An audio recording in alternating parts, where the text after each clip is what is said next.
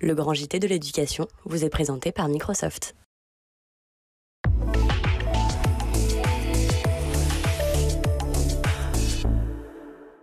Bonjour à tous et bienvenue dans le Grand JT. Tout de suite le sommaire. 3, 2, 1, Parcoursup, c'est parti. La première phase d'admission s'est ouverte aujourd'hui et avec elle les nombreuses attentes et inquiétudes des candidats. On décrypte cette session 2024 avec notre invité dans quelques instants. Utiliser des cartes pour illustrer un récit, c'est l'idée originale du livre Atopique. On reçoit son auteur dans la seconde partie de l'émission. Dans sa chronique Vue sur les réseaux, Loïc Landreau nous racontera ce qu'est le microféminisme, ce concept qui fleurit un peu partout dans les vidéos, aussi bien en France qu'à l'étranger, et notamment auprès des jeunes femmes. Mais tout de suite, place à l'actualité du jour avec Loïc. Bonjour Loïc. Bonsoir Virginie, bonsoir à tous. Depuis le 7 octobre et l'attaque du Hamas en Israël, les actes racistes et antisémites explosent partout dans les écoles en France. Le ministère de l'Éducation nationale a recensé 1434 actes racistes et antisémites, tous âges confondus depuis le 7 octobre. De son côté, la Ligue internationale contre le racisme et l'antisémitisme estime que les signalements ont augmenté de 45% dans les écoles, collèges et lycées. Et ce qui est encore plus préoccupant, c'est que ces chiffres concernent aussi les plus jeunes de nos écoliers. Déborah Journeau, présidente de l'association Action Avocats, qui lutte contre l'antisémitisme, s'en est alarmée ce matin sur RMC. C'est impossible qu'un enfant de 7 ans puisse développer tout seul un discours antisémite. Ça peut être une exposition au réseau, mais ça peut être le discours des parents. Quel que soit l'âge, le discours est totalement débridé. La LICRA précise également que s'il y a des actes anti-musulmans dans les écoles, ce sont les actes antisémites qui sont clairement majoritaires. Et hier soir, le ministre de l'Intérieur, Gérald Darmanin, a demandé un renforcement des mesures de sécurité devant les lieux de culte et les écoles de la communauté juive à l'approche de la fête de Shavuot qui se tiendra du 11 au 13 juin prochain. Et cette illustration bien réelle des conséquences du conflit israélo-palestinien dans la vie de nos écoliers, un élève et sa famille ont porté plainte pour harcèlement raciste. Depuis septembre 2023, à Neuilly-sur-Seine, un collégien de 5e était régulièrement traité de sale arabe, de terroriste du Hamas par 4 camarades. Des insultes qui ont redoublé de violence après l'attaque du 7 octobre. Les harceleurs présumés se seraient également rendus au domicile de cet élève pour l'intimider et ils auraient passé plusieurs dizaines d'appels malveillants à sa mère. 2 plaintes ont été déposées par la famille. Selon nos confrères du journal Le Monde, le collège avait d'abord refusé de changer de classe les 4 élèves mis en cause avant que le rectorat de Versailles n'intervienne et les exclue temporairement. Ils ont ensuite réintégré le collège après être passés en conseil de discipline. Ils sont chacun sous la menace d'une exclusion avec sursis. Quant à l'élève harcelé, il est déscolarisé jusqu'à la fin de cette année sur avis médical. Direction Carcassonne maintenant, où une lycéenne a été mise en examen après des menaces de mort contre une enseignante. Cet élève âgé de 16 ans est fiché S pour ses liens avec une mouvance islamiste. Elle est soupçonnée d'avoir menacé de mort une enseignante qui lui avait fait une remarque sur sa tenue religieuse non conforme au règlement. À noter que cette lycéenne a fait l'objet d'une mesure de contrôle et de surveillance le 15 mai dernier avec interdiction de se trouver à proximité du passage de la flamme olympique. Tout autre sujet maintenant, la mobilisation continue contre le choc des savoirs et les groupes de niveau, mais Gabriel Attal persiste et signe. Hier, lors des questions à l'Assemblée nationale, le Premier ministre a été questionné sur la pertinence de ce projet que dénoncent beaucoup de syndicats. Il s'en est donc une nouvelle fois expliqué. La réalité, c'est que le collège, aujourd'hui, ne parvient pas à réduire ces inégalités qu'on constate à l'entrée en 6e.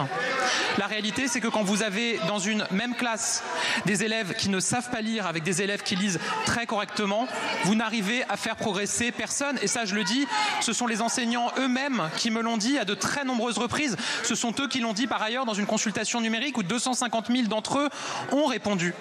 Les groupes de niveau, c'est une mesure profondément sociale, parce que c'est une mesure qui crée des postes supplémentaires qui sont dédiés à des territoires où les élèves ont le plus grand nombre de difficultés et ont les plus grandes difficultés en lecture, en écriture et en calcul. Ce qui va permettre enfin de faire progresser tout le monde. Moi, ce que je souhaite, c'est relancer l'ascenseur scolaire, faire en sorte que le collège puisse permettre à chacun de progresser, à chacun de s'élever, faire en sorte que les élèves puissent chacun trouver leur voie parce qu'on met davantage de moyens pour accompagner ceux qui en ont le plus besoin. Gabriel Attal assure donc que 2500 postes supplémentaires seront consacrés à ces groupes et en réalité, selon les observateurs, 2300 y sont destinés et seulement 830 sont véritablement créés. La gronde également autour de la réforme de la formation initiale des enseignants et des CPE, le Conseil principal d'éducation. Hier, un groupe de travail était organisé au ministère de l'Éducation nationale avec les syndicats pour évoquer cette réforme contestée. La CGT et FSU ont notamment quitté les débats dénonçant une mascarade et de l'amateurisme. Ils soulignent l'infaisabilité de cette réforme, l'inquiétude des formateurs qui ne savent pas ce qu'ils vont devoir enseigner aux apprentis professeurs à la rentrée 2024. L'inquiétude également des étudiants qui ne savent pas sur quels critères ils vont être évalués, mais ils dénoncent surtout une nouvelle disposition. Lorsque les jeunes enseignants et CPE auront réussi le concours, ils seront gratifiés de 900 € par mois seulement, contre 1800 auparavant, et ils vont devoir s'engager pour au moins 4 ans au sein de l'éducation nationale. Ils ne pourront plus quitter cette voie si toutefois la réalité du métier n'est pas celle à laquelle ils s'attendaient. Et pendant que les jeunes enseignants sont dans le flou, les élèves viennent de recevoir les résultats de la première phase d'admission sur Parcoursup. Depuis 19h, les lycéens découvrent, heureux ou dépités, s'ils sont acceptés ou non dans les formations supérieures qu'ils ont demandées. Et si en tant qu'élève ou parent, vous êtes peut-être un peu perdu, je vous recommande de regarder cette vidéo explicative mise à disposition sur YouTube par le ministère de l'Enseignement supérieur et de la Recherche. Voici un extrait. Pour chacun de vos vœux, la formation peut répondre « Oui, vous êtes accepté par la formation ». Vous devez répondre à la proposition d'admission avant la date limite indiquée dans votre dossier. « Oui, si » pour un vœu en licence. C'est également une proposition d'admission et si vous l'acceptez, vous suivrez un dispositif d'accompagnement personnalisé intégré à votre formation pour renforcer certaines compétences et vous aider à réussir. En liste d'attente, vous n'avez pas encore de proposition d'admission. Votre position dans la liste d'attente est indiquée dans votre dossier et elle évoluera chaque jour en fonction des places qui se libèrent. Non, uniquement pour un vœu en formation sélective. La formation n'a pas retenu votre dossier. Vous avez la possibilité de contacter la formation pour connaître les motifs de cette décision. Parcoursup vous explique la procédure à suivre dans votre dossier en cliquant sur le bouton « Notification de refus » en face du vœu. S'ils sont acceptés, les lycéens ont donc jusqu'au 2 juin pour répondre et finaliser leur inscription dans un établissement supérieur. Plusieurs phases d'admission, c'est assez complexe. On va en parler justement dans quelques minutes. Ce sera l'objet du débat du Grand JT aujourd'hui. Donc restez avec nous. On termine avec cette chanson devenue virale. 2 associations de Colombes en région parisienne ont réinventé l'hymne des Jeux Olympiques. Portons la flamme ou les mystères d'Internet, puisque cette chanson a été postée il y a 6 mois et c'est aujourd'hui, en tout cas ces derniers jours, qu'elle fait un grand buzz. Colombes, donc c'est une ville de région parisienne qui va accueillir les épreuves de hockey sur gazon pendant les JO. Et 2 associations donc en avaient marre d'entendre tout le monde râler autour de l'événement. Alors elles ont décidé de porter la flamme en musique. Une partie des paroles de cette chanson ont été écrites par des enfants d'une école élémentaire de la ville. En voici un extrait, mais attention, vous risquez bien de l'avoir en tête tout au long de la soirée.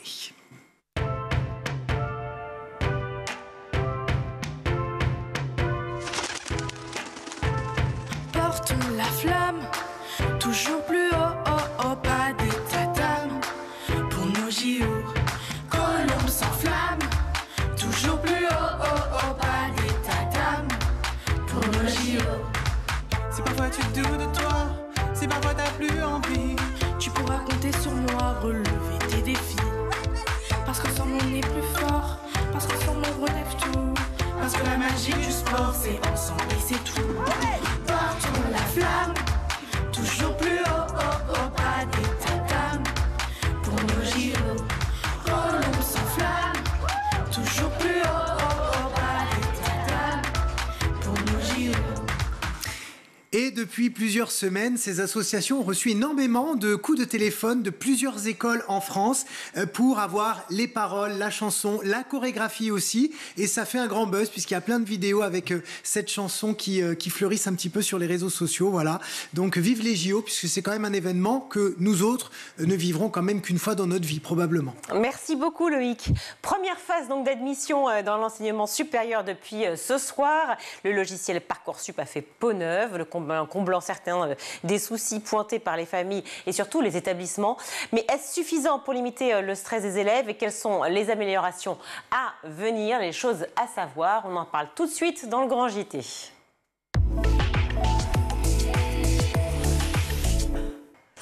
Bonjour Jérôme Teillard. Bonjour. Merci beaucoup d'être avec nous par Skype. Vous êtes le chef de projet réforme de l'accès à l'enseignement supérieur. Merci d'être avec nous. Ça y est, enfin, ça y est, la première phase d'admission est ouverte. Les premières réponses des vœux de Parcoursup qui étaient tant attendues. Alors, elles viennent de tomber il y a combien de temps? Allez, 1h30, 2 heures à peine. Combien de connexions attendues? Écoutez, il y a 945 500 candidats cette année, donc je pense que chacun d'entre eux a envie de se connecter, a envie de voir les réponses. A priori, ça a fonctionné et ça fonctionne parce que bon, on s'est attendu et c'était normal dans les premières années, les premiers mois, c'était un peu compliqué. Tout le monde en même temps, tout le monde au même moment. Pas mal d'améliorations ont été faites. Là, vous êtes à peu près sécurisé ? Ce que nous permettons là aux lycéens, aux étudiants ce soir, c'est de consulter uniquement leurs réponses, justement pour gérer ce pic de consultation. Et puis, progressivement, au cours de la soirée, eh bien, chacun retrouvera la possibilité d'agir directement dans son dossier. Donc, voilà ce qui permet de gérer ce pic, ce moment d'attente, effectivement. Et puis, je le redis à tous les candidats, ils n'ont besoin que de voir et de consulter, finalement, les résultats. Ils ont le temps pour choisir. Ils ont le temps pour se décider, puisque lorsqu'on reçoit une proposition ce soir, eh bien, on a jusqu'à dimanche soir pour répondre. Alors oui, c'est ça, j'allais répondre, le temps, c'est selon, parce que dimanche soir, c'est quand même très vite, c'est quand même très rapide. Est-ce qu'on peut rappeler d'abord ensemble les différentes phases de Parcoursup, à la fois aujourd'hui, puis effectivement les jours qui succèdent, fin juin, début juillet? Très bien, vous avez raison, la procédure donc, commence ce soir, 30 mai. Elle se déroulera jusqu'au 12 juillet pour la phase principale. Et puis le 11 juin, nous ouvrirons ce qu'on appelle la phase complémentaire sur Parcoursup, qui elle se déroulera jusqu'au 12 septembre. Finalement, ce qui est important pour un lycéen peut-être d'avoir en tête, c'est que cette année, nous avons souhaité à la fois apporter beaucoup de propositions dès le départ de manière à réduire ce sentiment d'attente et de stress pour les candidats, mais nous souhaitons aussi tenir compte d'un calendrier qui concilie à la fois le baccalauréat et Parcoursup au mois de juin, vous le savez bien. Donc, nous permettrons de débuter la phase complémentaire dès le 11 juin, c'est-à-dire en avance par rapport aux épreuves écrites du baccalauréat, de manière à ce que ceux qui n'aient pas trouvé ce qu'ils souhaitaient puissent avoir de nouvelles perspectives. Et puis, on suspendra les délais de réponse entre le 16 et le 23 juin pour que chacun des lycéens puisse se concentrer sur ses révisions et sur les épreuves écrites. Et puis ensuite, Parcoursup reprend son cycle sur le reste du mois de juin. Vous voyez, on essaye de concilier les choses. Il y aura une étape entre le 1er et le 3 juillet qui est celle de classer ses vœux en attente. Ça fait déjà 3 ans qu'on met en œuvre ce dispositif.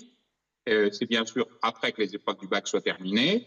Il y aura le 8 juillet les résultats du baccalauréat. Et à la suite de tous les résultats du baccalauréat, nous clôturerons la phase principale le 12 juillet. L'objectif à cette date-là, c'est que l'essentiel des candidats aient pu trouver la formation pour s'inscrire en vue de la rentrée prochaine étudiante et que chacun ait pu avoir ensuite le temps de trouver un logement, peut-être des mobilités organisées. Vous savez, Parcoursup correspond aussi à un moment de changement de vie.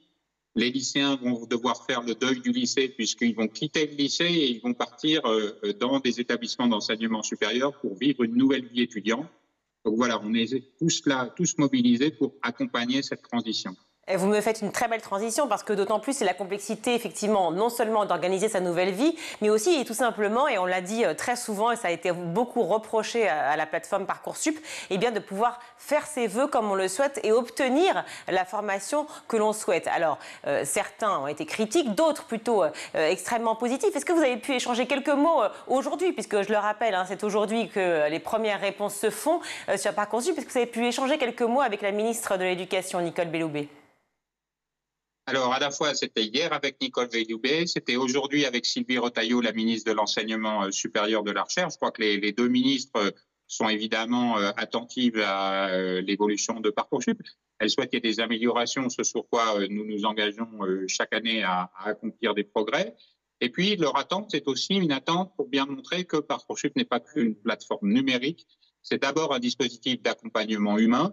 Et dans les lycées, les deux ministres ont conjointement demandé à ce que les équipes éducatives dans les lycées puissent accompagner les lycéens. Il s'agit soit de conseiller lorsqu'on a des candidats qui ont plusieurs propositions d'admission, soit il s'agit de rassurer ceux qui ont des vœux en attente pour leur dire que le processus va évoluer très rapidement. Et puis, il peut s'agir encore d'aider certains qui ont eu que des réponses négatives et que nous allons accompagner dès demain de manière à leur donner de nouvelles perspectives pour se remobiliser.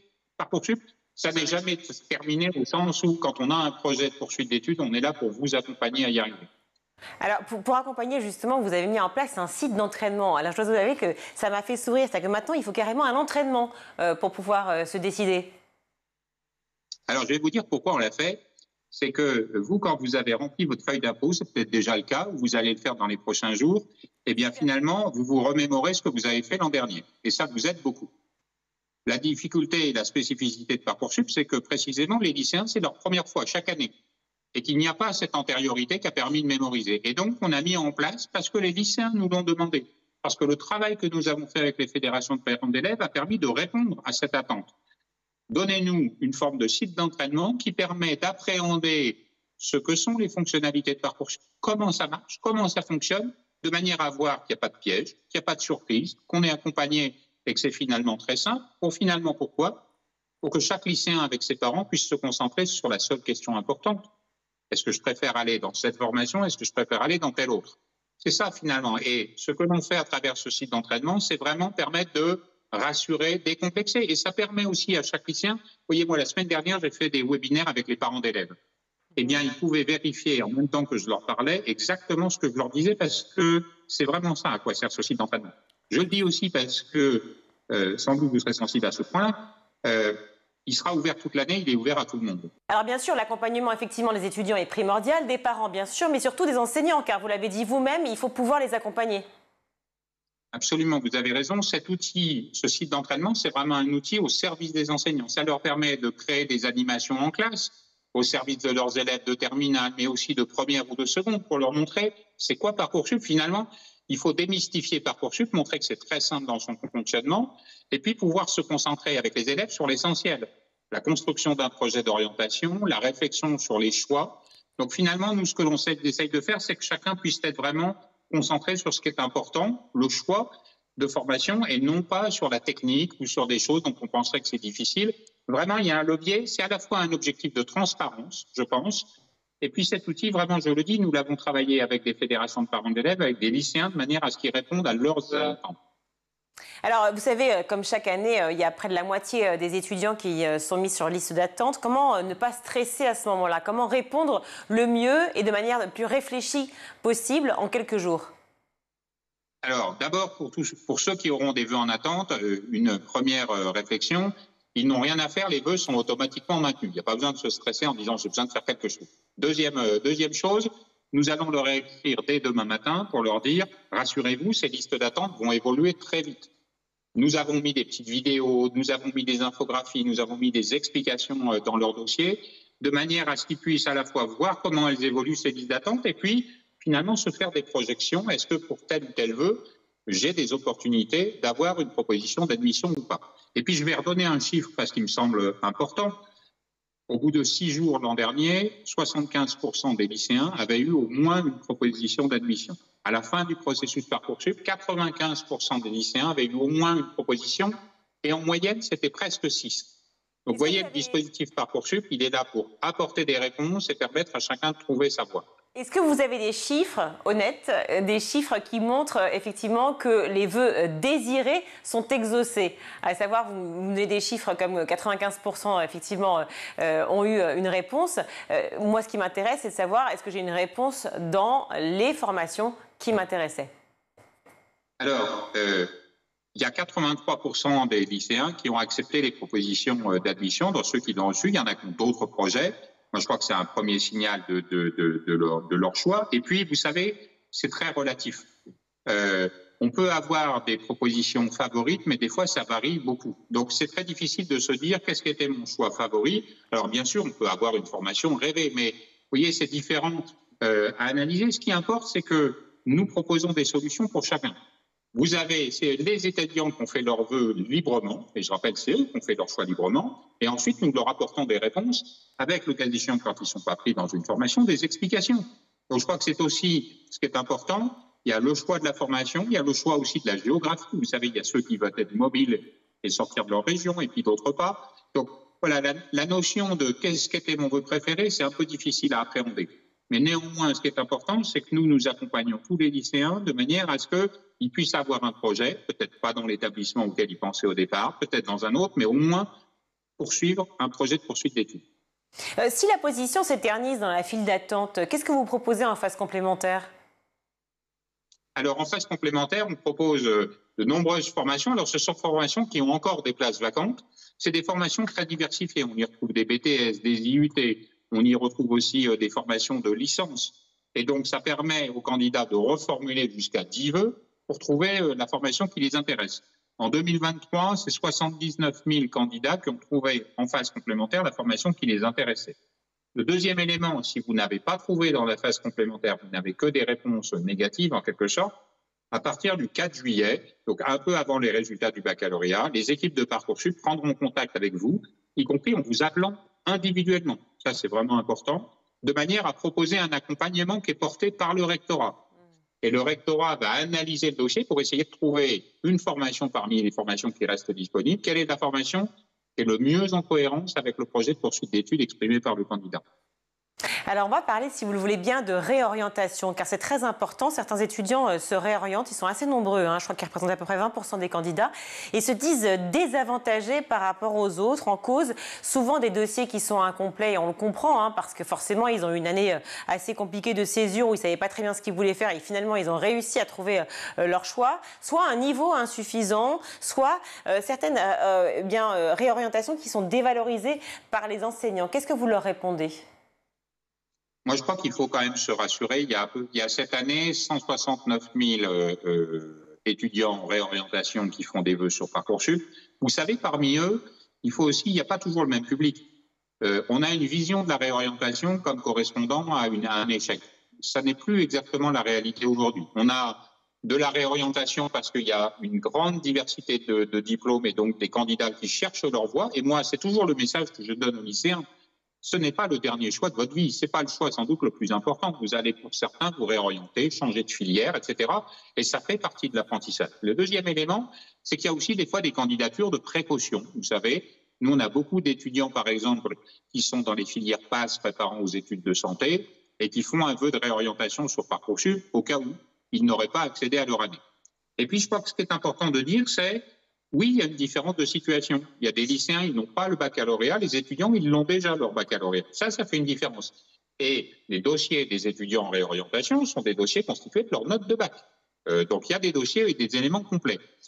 Mais il faut aussi dire qu'il y a des formations dans lesquelles il y a très peu d'étudiants en réorientation. Vous voyez, des classes préparatoires aux grandes écoles, on voit rarement des candidats qui se réorientent. Par contre, il y a des formations sur Parcoursup dans lesquelles ce profil-là, avec plus de maturité, remporte une adhésion de la part des responsables de formation. Ce sont par exemple les formations du travail social, ce sont les formations soins infirmiers, dans lesquelles la proportion d'étudiants en réorientation est souvent aussi importante. Oui, mais alors c'est le rapport de l'offre et de la demande. C'est-à-dire que pourquoi ces étudiants se disent désavantagés quand ils sont en phase de réorientation? C'est-à-dire que j'ai compris les secteurs qui sont en recrutement, qui ont besoin effectivement d'embauche, le secteur d'embauche qui recrute, et tant mieux d'ailleurs. Mais pour ceux qui ne veulent pas faire ces métiers-là, qui ont d'autres voies, pourquoi se sentent-ils désavantagés? Alors, vous savez, parfois il y a des rumeurs persistantes qui courent en permanence. Moi, regardons les chiffres. Je vous ai évoqué tout à l'heure, les lycéens, 95% de taux de proposition. Sur les étudiants en réorientation, c'est 86% à la fin de l'année de la procédure 2023. Donc oui, il y a une différence, mais je rappelle qu'il y en a certains, ils sont 645 000, les autres 669 000. C'est pas non plus la même proportion. Et puis encore une fois, les critères utilisés sont les mêmes. Les principes d'accès sont les mêmes. Il n'y a pas de différence de traitement dans l'organisation entre des étudiants en recherche d'une réorientation et des lycéens. Donc moi, je veux vraiment rassurer ces étudiants en réorientation qui souhaitent se réorienter sur Parcoursup, ils le peuvent. Après, ce que je veux aussi leur dire, c'est que, alors c'est trop tard là maintenant au moment où on en est, mais vous savez, la réorientation, c'est pas uniquement en passant par Parcoursup. Je crois qu'il faut aussi, elle peut se faire dans les établissements au mois d'octobre, au mois de novembre, par des passerelles internes aux établissements. Et pour un futur étudiant qui rentrera en septembre, s'il s'aperçoit qu'il n'a pas trouvé sa voie, moi, ce que je l'engage à faire, c'est vraiment de se renseigner.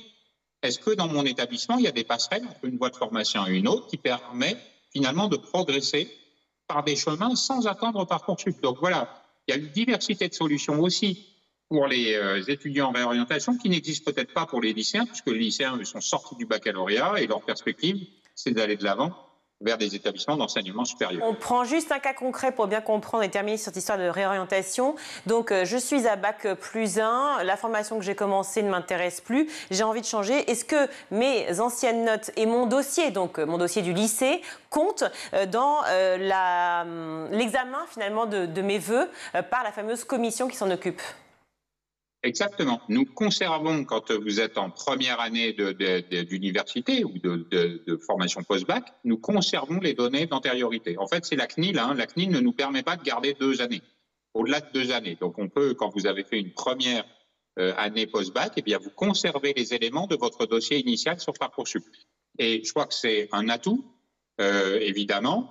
Après, il y a un enjeu, et il a été évoqué par des médias qui se sont intéressés, même y compris par le comité éthique et scientifique de Parcoursup, et je crois que c'était à raison, qui était de dire peut-être qu'il faudra un jour qu'on progresse pour que les résultats académiques dans l'enseignement supérieur puissent être intégrés à Parcoursup.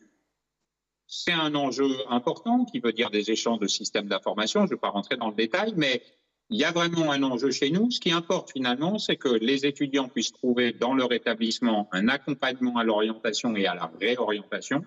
C'est tout le travail que font les services universitaires d'information et d'orientation que je salue au passage. Mais il y a encore des améliorations à faire pour amener finalement les étudiants à mieux s'orienter dans le processus de choix de formation et de leur apporter la réussite. Parce que qu'ils soient lycéens ou étudiants en recherche d'une réorientation, notre objectif à tous, c'est de les aider à réussir. J'imagine. Évidemment, un petit mot sur la Fédération nationale des écoles privées hors contrat qui a lancé une plateforme, je crois que ça s'appelle Parcours Privé, qui regroupe les formations qui ne figurent pas dans Parcoursup. Alors ma question, elle est assez simple, c'est qu'est-ce que garantit finalement une présence sur Parcoursup? Ça n'a rien à voir. Il y a un site commercial d'un côté, c'est Parcours Privé, alors vous pouvez l'appeler avec le nom que vous voulez, ça reste un site commercial. Et puis il y a un site du service public, c'est celui de Parcoursup, qui vous garantit un certain nombre de règles. Vous savez, il y a une charte sur Parcoursup. Aucun établissement de Parcoursup ne demande d'acompte.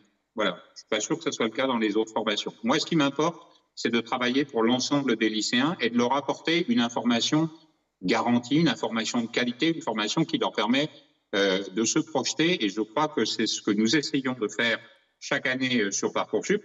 Que d'autres aient envie de créer une plateforme, vous allez dire, moi, c'est leur choix. Et puis, ça n'est pas mon objet direct. Moi, mon objet direct, c'est d'apporter des réponses aux lycéens, d'apporter chaque année des améliorations pour leur permettre de faire leur choix de poursuite d'études. Et la garantie, c'est surtout un diplôme d'État. Pardon ? La garantie, c'est surtout un diplôme d'État via les propositions de Parcoursup. Vous avez aussi des formations en apprentissage sur Parcoursup. Vous savez, il y a beaucoup de formations très diverses. Il y a 24 000 formations. Vous y retrouvez à la fois les diplômes de l'enseignement supérieur et les formations publiques de l'enseignement supérieur, mais vous retrouvez aussi des formations privées. Je pense des formations des lycées privés sous contrat, je pense aussi des formations qui sont en apprentissage et qui sont très présentes sur Parcoursup.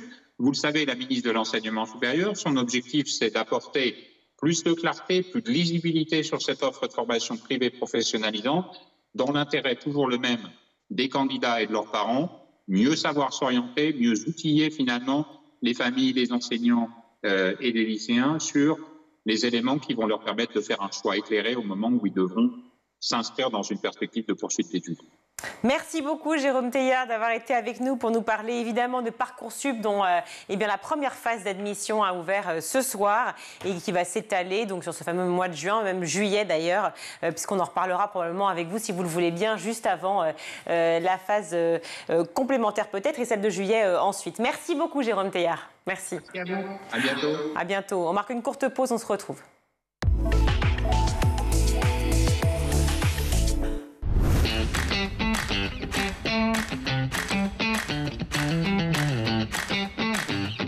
Chaque matin, dès 6h, retrouvez Emmanuel Davidenkoff et son équipe dans La Quotidienne. En compagnie d'un invité fil rouge, il vous donne des clés de compréhension et des pistes d'action en matière d'éducation. L'école, c'est le sanctuaire, mais c'est aussi un sanctuaire qui doit protéger nos enfants. À partir de 9h, Patrice Boisfer prend le relais dans le MAG.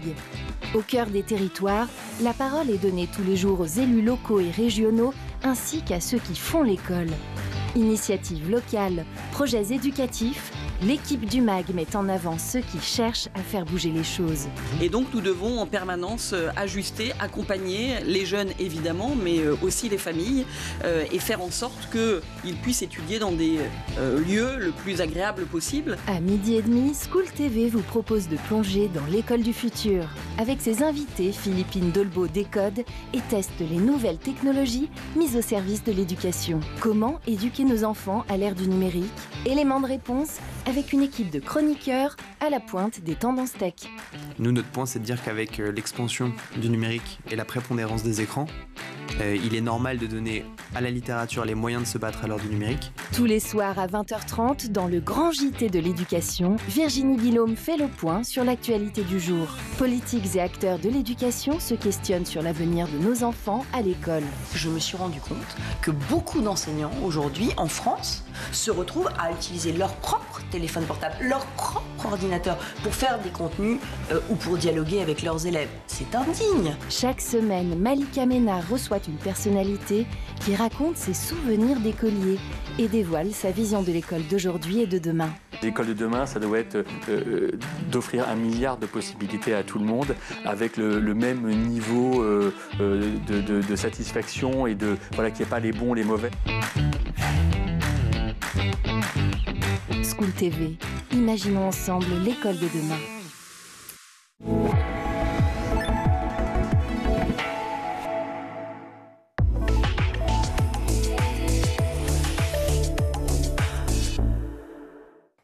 De retour dans le Grand JT, je suis ravie d'accueillir Manek. Bonjour Manek. Bonjour. Merci d'être avec nous. Vous êtes l'auteur de Atopique aux éditions Attise avec la dessinatrice et illustratrice Carla Cartagena. Merci beaucoup d'être avec nous. On va parler d'Atopique. Qu'est-ce qui vous a inspiré pour écrire ce livre ? Eh bien, tout simplement un château de cartes. En fait, j'avais vu un château de cartes.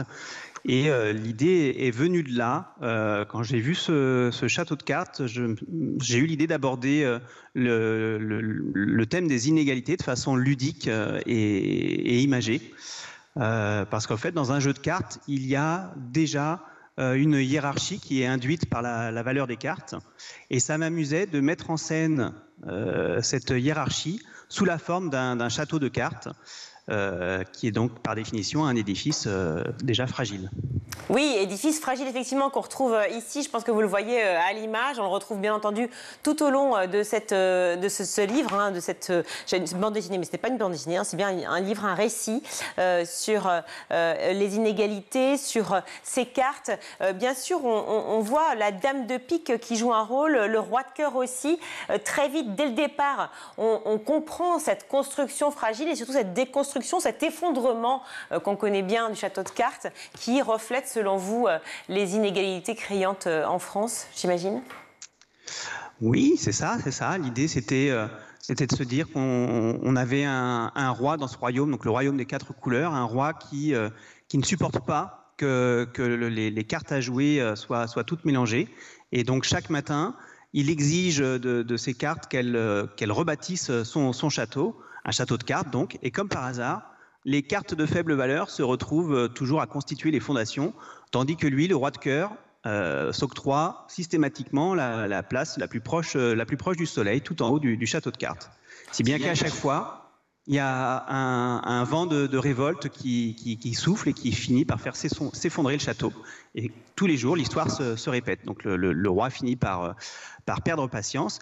Et puis un jour, la dame de pique, elle, décide de prendre son destin en main et puis celui des cartes à jouer par la même occasion pour inventer une autre façon de vivre ensemble.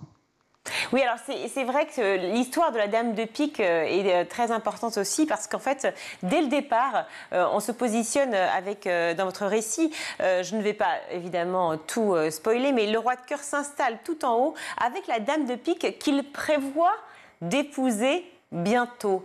Donc tout de suite, on sent aussi non seulement effectivement cette construction que vous expliquez, qui est en fait malheureusement cette population en fait, donc ces cartes à faible valeur dont on parle, qui sont tout en bas, qui constituent les fondations, mais aussi ce rôle un peu sexiste toujours qui revient de l'homme qui prévoit d'épouser la femme comme si elle n'avait pas son mot à dire. C'est ça. Et on va peut-être pas s'encombrer du consentement de cette dame de pique. Il a prévu de l'épouser bientôt. Il ne s'est absolument pas posé la question à quelques moments que ce soit de la réciprocité des sentiments de la dame de pique. Et elle, lorsqu'il va être question d'aller trouver quelque part un enchantement qui permettrait de faire tenir toutes ces cartes ensemble, elle voit là l'occasion aussi de prendre ses distances avec le roi. Alors effectivement, l'Assemblée se plaint, l'Assemblée hurle par moments, la dame de pique elle-même s'indigne, on le voit très très vite, de la place que prend le roi de cœur systématiquement, qui pour lui effectivement paraît extrêmement logique, naturel. Et ces bruits, ces cris ne sont absolument pas entendus. En tout cas, il fait la sourde oreille, oui. Il pourrait les entendre, mais bizarrement, oui. Est-ce que c'est la hauteur qui fait que les cris de révolte ne parviennent pas à ses oreilles? Pas sûr. Je pense qu'il y a peut-être un peu de mauvaise foi aussi de sa part. Donc on le comprend, c'est l'injustice dont vous parlez bien entendu au travers de ce livre, la révolte, la position des classes sociales qui ne devraient plus exister mais qui existent encore malheureusement dans cette société, que vous abordez au travers de ce livre. Vous avez été très proche, je crois que vous avez été instituteur, non il me semble, ou professeur, je ne sais plus, je n'ai pas la fiche en main, mais vous avez enseigné pendant un temps et donc vous connaissez bien cette relation effectivement à la fois à la transmission et puis à ce que c'est que d'avoir une place dans la société à transmettre à vos élèves. Oui, c'est ça. Donc j'ai enseigné du CP au CM2 pendant pas loin d'une vingtaine d'années. Et aujourd'hui, en tant qu'auteur jeunesse, ce que j'apprécie, moi, c'est de continuer. Je suis finalement dans le prolongement de ce que je faisais à l'époque, puisque je suis à nouveau dans la transmission. Et cette fois, je m'applique à transmettre le goût de la lecture, le plaisir de l'écriture quand je me rends dans les classes. Et puis, à travers mes histoires, j'invite les jeunes lecteurs à s'interroger sur qui ils sont et sur le monde qui les entoure. Et lorsque je vais dans les classes pour parler de mes histoires, je m'emploie à désacraliser la posture d'auteur pour démocratiser l'acte d'écriture, en fait. Et je leur dis que si moi j'écris, eux en sont capables. Donc moi, dans ma posture, dans mon attitude d'auteur, je cherche justement à inverser, en tout cas à écrouler le château de cartes qui pourrait mettre l'auteur en position de supériorité. Démocratiser l'écriture et peut-être aussi démocratiser, en tout cas faciliter l'échange sur ces inégalités. Peut-être que vous prenez le temps aussi de pouvoir échanger avec ces élèves. C'est ça. L'idée à travers mes histoires n'est pas de donner des réponses ou d'apporter des messages, mais plutôt de faire se poser des questions et d'amener les enfants à réfléchir, à débattre. Voilà, j'ai un autre livre, par exemple, qui parle des migrants. Et l'idée n'est pas d'apporter une réponse sur ce qu'il faut faire, mais en tout cas de poser des questions, de faire réfléchir. Oui, c'était Petit Radeau, il me semble, qui était... Non, voilà. non, pas du tout. Une terre plus loin. Pardon. Voilà. Alors, du coup, je reparle de À tout pic. Évidemment, c'est un livre qu'on peut lire seul, mais aussi qui est à partager avec les parents ou son entourage, pour aussi peut-être, parce que souvent, il faut pouvoir convaincre aussi les générations d'avant, qui sont encore trop peu... sujettes à pouvoir répondre à ces questions-là, en fait, sur les inégalités, qui ne savent pas quoi dire à leurs enfants. C'est ça. Les livres jeunesse sont, contrairement aux livres pour adultes, en général, sont lus et relus. Les enfants adorent qu'on leur lise plusieurs fois la même histoire. Et en plus, ils sont rarement seuls avec leurs histoires. Là, c'est un album à partir de 5 ans. Donc, il est aussi destiné à des enfants qui ne sont pas encore capables de lire tout seuls. Et l'idée, c'est de partager ça, effectivement, avec les parents ou un professeur des écoles, peu importe, mais de pouvoir échanger sur ce genre de questions et puis réfléchir tous ensemble. Et moi, je caresse souvent l'espoir de semer de petites graines dans la jeune génération pour qu'elle soit capable de nous faire grandir en même temps qu'elle. Voilà. Vous parlez bien sûr du collectif, de la grande ronde, des cartes qui s'opèrent et qui marchent naturellement et qui créent en fait une énergie ensemble. Et puis vous parlez aussi d'amour dans le jeu. C'est bien de parler d'amour aussi à cet âge-là. Oui, bien sûr. Bah, c'est une question qui intéresse tous les jeunes lecteurs. Il n'y a pas de sujet tabou avec les enfants. Ils sont prêts à parler de tout, y compris de la mort. Et l'amour, bien sûr, ça les intéresse.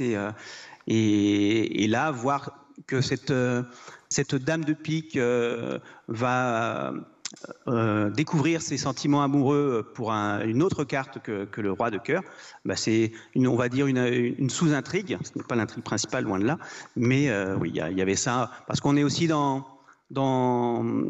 l'univers du conte. Donc j'y ai mis les ingrédients du conte. On a donc ce roi, on a un dragon, on a des péripéties, on a des éléments magiques et merveilleux.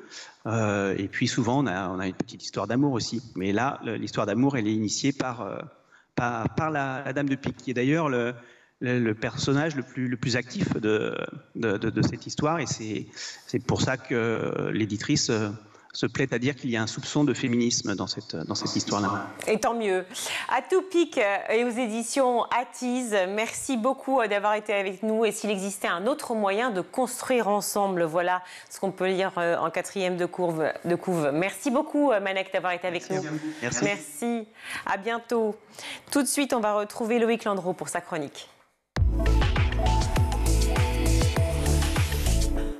Vu sur les réseaux cette semaine, un hashtag microféminisme. Alors qu'est-ce que c'est exactement, Loïc? Le microféminisme, c'est plusieurs milliers de femmes sur Instagram et TikTok qui partagent leurs petites astuces au quotidien pour lutter contre le sexisme. Et c'est une tendance qui a été lancée il y a quelques semaines par l'animatrice télé et productrice américaine Ashley Cheney dans cette vidéo-là. Regardez. Ma petite action féministe préférée, c'est lorsque j'envoie un email à un chef d'entreprise et qu'il faut mettre ses assistants en copie pour organiser un rendez-vous. Si son assistante est une femme, je vais toujours mettre son adresse avant celle du CEO. Par exemple, donc, si le dirigeant s'appelle Bob et son assistante Jane, je vais d'abord écrire à Jane, puis mettre en deuxième destinataire le CEO. Alors peut-être que personne ne le remarque, mais c'est un peu comme si je disais « Hey, je vous vois ». Je fais d'ailleurs la même chose lorsque j'écris un mail à une équipe. Je mets toujours la femme en premier. Je dis « Hey Cathy et Joe ». Voilà, c'est ma façon préférée de faire du microféminisme. Et vous, quelle est la vôtre ?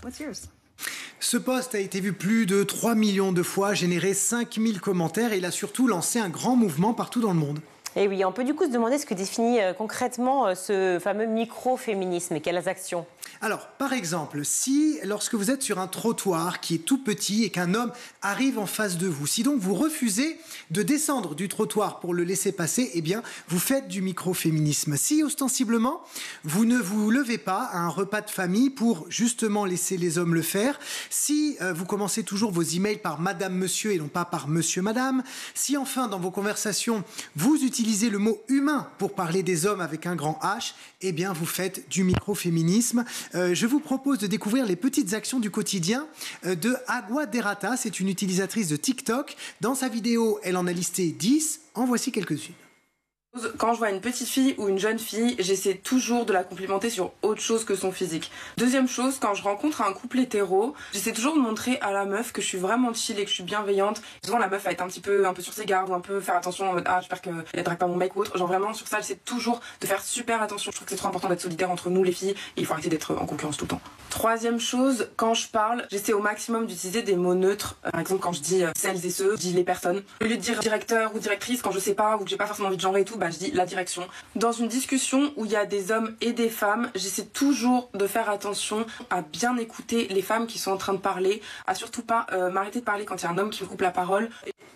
Et là où on voit qu'il y a quand même encore un peu de boulot, c'est quand on lit les commentaires sur cette vidéo. Alors évidemment, beaucoup d'hommes qui trouvent ça ridicule, mais aussi des femmes, étonnamment. Par exemple, un commentaire qui dit que parler de microféminisme tout en se maquillant, eh bien, ce n'est pas très féministe. Oui, c'est vrai que ça m'a surpris, mais en même temps, je trouve ça pas trop mal. Elle vit sa vie, en fait, malgré tout. Alors, donc, beaucoup de jeunes femmes se reconnaissent davantage dans ce micro-féminisme que dans les actions plus violentes et surtout spectaculaires. Oui, on peut penser aux Femen, effectivement, qui mènent des actions coup de poing pour dénoncer le patriarcat.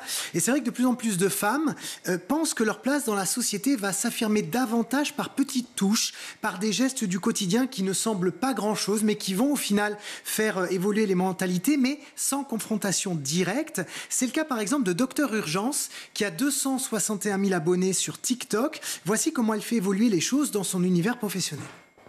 À chaque fois que j'ai un interlocuteur qui est une femme, j'assume que c'est le médecin. Alors que à chaque fois que j'ai un interlocuteur masculin, si son rôle n'est pas précisé dans l'hôpital, eh bien j'assume que c'est l'infirmier ou l'aide-soignant. Ça passe très bien avec les femmes. Généralement, elles me disent tous « Ah, généralement, on prend pour l'infirmière, ça me fait plaisir. » Chez les hommes, parfois, ça passe un peu moins bien parce que la majorité des hommes à l'hôpital ont l'habitude d'être pris pour le médecin.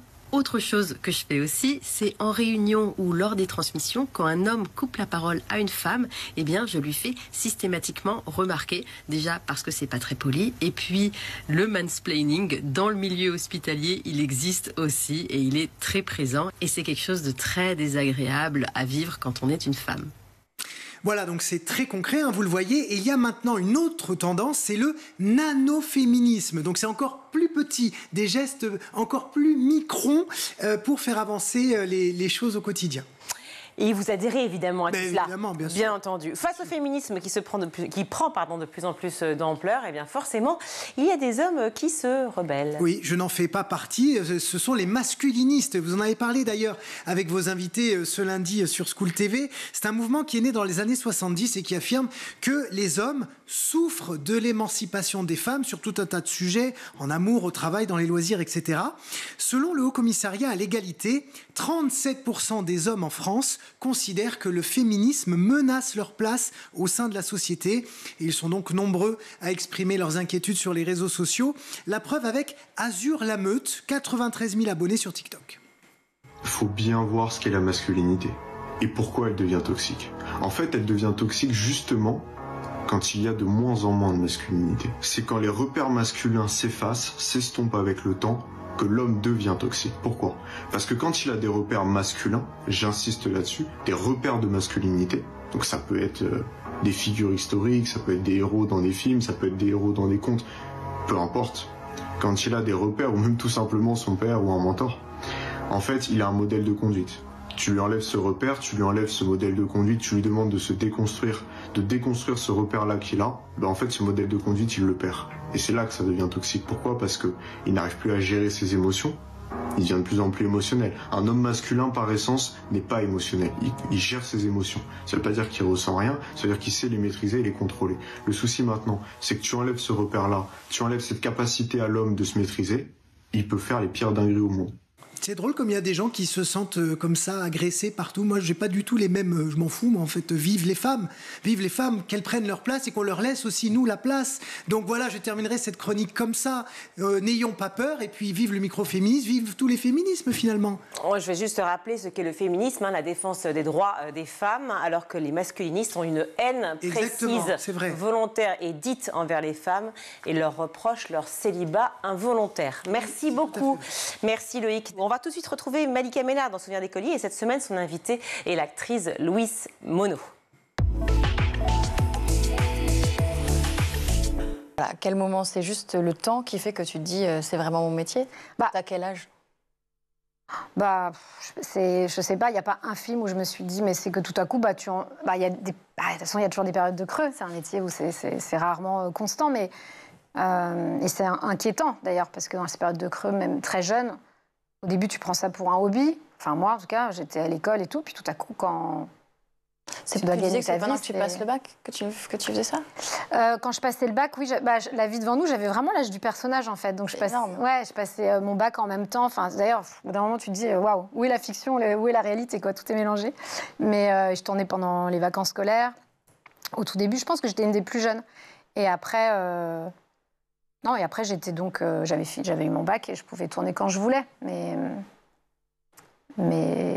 au début, ça a bien tourné. Après, j'ai eu un petit creux, genre de quelques mois. Après, j'ai retourné. Et puis, au bout d'un moment, tu te dis, finalement, c'est ce que je fais. C'est devenu mon métier. Et t'as quel âge quand tu tournes dans OSS? C'est longtemps après? Je crois que j'ai 24 ans. Non, alors c'est tout frais tout ça. 25. Bah non, j'en ai 42 aujourd'hui. On le dirait pas du tout. Ah bon? Non, mais pas frais du tout, mais bon. Non, mais je veux dire, à ce moment-là, t'es encore hyper jeune pour avoir... Ah oui, je suis jeune, en fait. Oui, je suis jeune. Ouais. Mais là, tu réalises bien que ça y est, ça va être... Ou t'es encore en train de douter? Ouais, moi, je crois que Mais le doute, ça me permet de garder les pieds sur terre aussi, je crois. Enfin, je fais pas exprès, c'est comme ça, je suis... Enfin, ça veut pas dire que je me dis que j'ai zéro talent ou que machin, mais juste, je me dis jamais que c'est acquis. Et aujourd'hui, est-ce que quand tu regardes derrière, tu te dis, il y a des petits regrets, il y a des choses que j'aurais dû faire différemment? Non, jamais.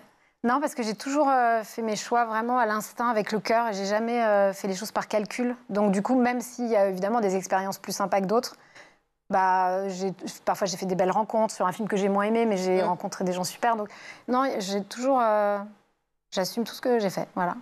Et c'est déjà la fin de ce numéro, on se retrouve demain, toujours en compagnie de Louise Monod. À demain. Tout de suite, c'est le meilleur de School TV avec le Zap. Vous aviez un doute sur votre place en tant que jeune femme, justement, dans ces métiers de l'astronomie, des sciences aussi? Si j'avais un doute, c'est ça la question? Oui, sur votre place à vous en tant que jeune femme dans ce secteur qui est plutôt réservé encore aujourd'hui aux hommes. Alors, moi, j'ai eu la chance de pas me retrouver dans des situations où on m'a empêchée, où on m'a bloquée dans ma carrière. Donc, j'ai cette chance-là. Mais j'ai beaucoup douté, mais je pense que ce syndrome de l'imposteur, il existe chez beaucoup de femmes ou beaucoup de personnes en minorité.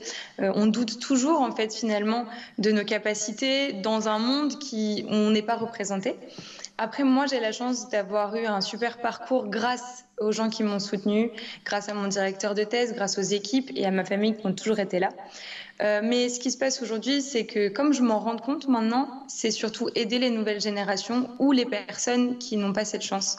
Les soutenir, leur montrer que c'est possible, qu'on est là, que s'ils ont besoin de soutien, on peut les aider. Et c'est ça qui est le plus important, je pense. Mais oui, parce que pour eux, j'imagine que vous êtes aussi une sorte de rôle modèle, une sorte de mentor aussi pour certains d'entre eux, sans doute. Est-ce que vous, qui n'avez peut-être pas eu encore, quand vous avez commencé ces rôles modèles à qui vous identifiez, c'est absolument essentiel de justement transmettre? Oui, je suis d'accord. Parce qu'en fait, en science, les rôles modèles, ce sont des femmes. En général, la personne, c'est Marie Curie. C'est la seule qu'on connaît.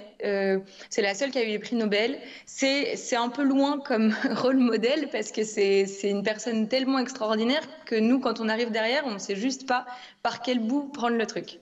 Et donc, c'est important d'avoir des personnes qui sont d'un niveau intermédiaire, des jeunes femmes en général, ou des jeunes chercheuses, à qui on peut parler, à qui on peut vraiment soumettre nos doutes et nos problèmes et qui montrent la voie à suivre et les études à faire et comment faire et qui montrent que c'est beaucoup plus facile, entre guillemets, que ce que ça en a l'air, que c'est possible, il faut juste essayer. Et c'est ça qui m'a manqué et c'est ça que j'essaye de faire aujourd'hui. Comment se déroulent les débuts? Les débuts... Les premières interventions, les premiers soutiens, les premières visites? En fait, ça a tout de suite l'effet escompté. Je ne pensais pas autant, mais on a tout de suite des retours de patients, des retours de familles. On offre par exemple des box cadeaux personnalisés et on a des retours très touchants parce que souvent des patients qui n'ont même pas, par exemple, les moyens. On a des box cadeaux beauté qui sont quand même assez remplis. Et on a des patients très émus parce qu'ils n'ont, par exemple, parfois même pas ces cadeaux pour leur anniversaire ou pour Noël. Et on voit les familles presque parfois des larmes aux yeux. Et on reçoit des messages même, plusieurs fois après sur nos réseaux. Et ça, c'est vrai que c'est en fait le plus motivant, les voir heureux. Vous dites que vous voulez sensibiliser les jeunes à la réflexion philosophique, les préparer pourquoi pas au bac philo, on discutera tout à l'heure de comment on utilise la référence au manga, permettre une relecture des œuvres, mais aussi, dites-vous, revaloriser le manga. 40 millions d'exemplaires vendus en 2023, il faut revaloriser quoi? C'est un succès monstre, hein. Mais non, le statut reste un peu douteux. Le statut vient d'une histoire d'amour très conflictuelle entre la France et le manga. Il faut savoir que dans les années 80, avec l'arrivée de Goldorak, justement, mais aussi dans les années 90... Goldorak, go. Exactement. Fulgure au point. Non, mais j'en connais plein.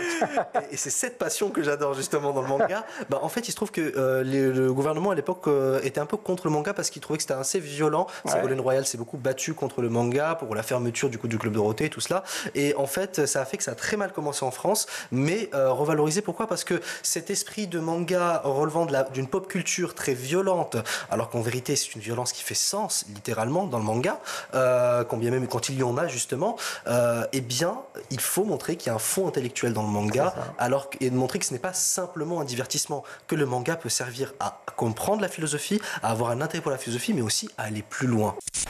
Est-ce que vous avez quelque part rencontré aussi des difficultés dans votre parcours scientifique en tant que femme, difficultés que souhaite d'ailleurs briser ce prix. En 25 ans, le programme a soutenu plus de 4100 chercheuses originaires de plus de 110 pays différents. Outre les dotations financières, les gagnantes profitent aussi de formations au leadership, notamment pour les aider à briser le plafond de verre. Est-ce que c'est quelque chose typiquement qui vous aide particulièrement aujourd'hui dans votre parcours de jeune femme dans la science ? En fait, c'est assez incroyable. On a eu donc plein de formations, que ce soit en leadership. On a eu aussi beaucoup de témoignages. On a appris à négocier. Enfin, on a appris tellement de choses qu'on ne savait pas faire. Et surtout de voir qu'on est toutes dans la même situation, qu'on a toutes les mêmes lacunes dans les apprentissages de ce genre de choses, donc le leadership notamment. Et c'est ça qui était assez impressionnant à découvrir. Et ça aide au quotidien parce que en tant que femme dans les sciences, on va être amenée ensuite à manager des personnes, des équipes, à monter des projets, à faire des demandes de financement.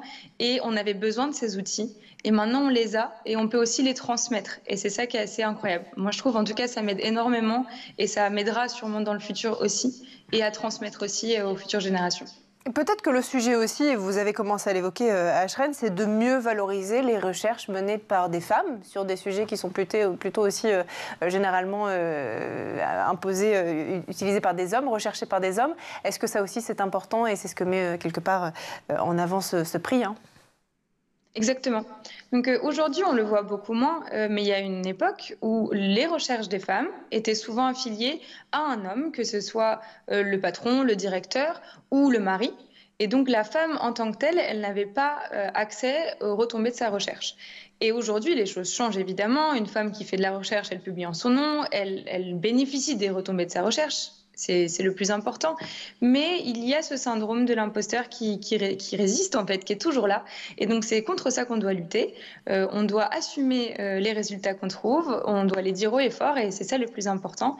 Et c'est ce pourquoi ces prix-là sont faits, pour que les jeunes générations se rendent compte que leurs travaux méritent aussi d'être reconnus et que les femmes se rendent compte qu'elles peuvent avoir des travaux reconnus. C'est, je pense, très important. Quelle est la chose la plus chronophage au final ? Une fois qu'on a passé la partie administrative sur la création de l'association. En fait, la partie administrative, c'est la plus simple. Et c'est aussi beaucoup de promesses qu'on se fait à soi, où on veut que tous ces projets voient le jour. Et le plus dur arrive après, parce qu'il faut tout mettre en place. Et surtout, nous, on peut travailler autant qu'on veut. Il faut que derrière, des gens nous suivent et nous autorisent. Surtout les milieux hospitaliers, c'est quand même, c'est pas comme lancer une marque, où on va directement s'adresser à son public. Là, il nous faut des autorisations.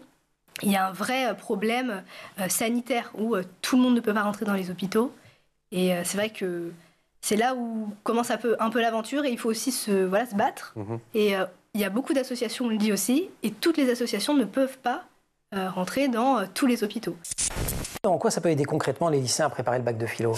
Ça peut les aider. En fait, je leur dis toujours faites attention manga. Il n'y a que moi qui l'accepte dans mes cours, mais c'est ça. mais pour le bac, parce que je veux vous amener à réfléchir par vous-même, mais pour le bac, ça peut donner le goût de la réflexion. En fait, ça peut amener à aimer se poser ce genre de questions et surtout à se confronter à ce genre de questions, essayer d'y réfléchir. 4 heures de philosophie, c'est pas rien. Donc, avoir déjà le goût de la réflexion philosophique, le manga peut amener cela. Et c'est pour ça que je pense que le manga peut être une bonne forme de préparation. En revanche, on se méfie quand on veut mettre une référence. Mais c'est interdit de mettre une référence dans une disserte ou à certaines conditions on peut y aller ? Ce ne serait pas en termes de référence, en termes d'illustration. Parce que, d'illustration. Et en fait, c'est pas que c'est interdit, mais si on a un choix entre Balzac et Oda, et qu'on a le Balzac, il vaut mieux mettre le Balzac. Il y a une culture pas Balzac. Dans ce cas-là, il faut savoir mettre Oda. C'est ça. Il faut mettre avec beaucoup de pincettes, montrer qu'il y a les prix qu'il a gagnés. Par exemple, les Ghibli ont gagné 2 Oscars. Studio Ghibli, oui, c'est ça. Et puis ils ont encore été honorés au Festival de Cannes. Exactement, tout cela. L'Attaque des Titans a reçu un prix à Angoulême. Je veux dire, c'est pas rien. Il y a une reconnaissance. 500 millions d'exemplaires pour One Piece vendus à travers le monde. Ça atteste véritablement d'un succès, mais dans la forme de divertissement, mais aussi dans le fond philosophique. Voilà pour le Zap, c'est la fin de cette émission. Merci à vous tous de nous avoir suivis. À la réalisation aujourd'hui, c'est Théo Boscar. Le son, c'est Saïd Mamou. Le maquillage, Laure Audemont et Laura Girard et Emma Ferret à la rédaction. Très belle soirée à tous. Ciao.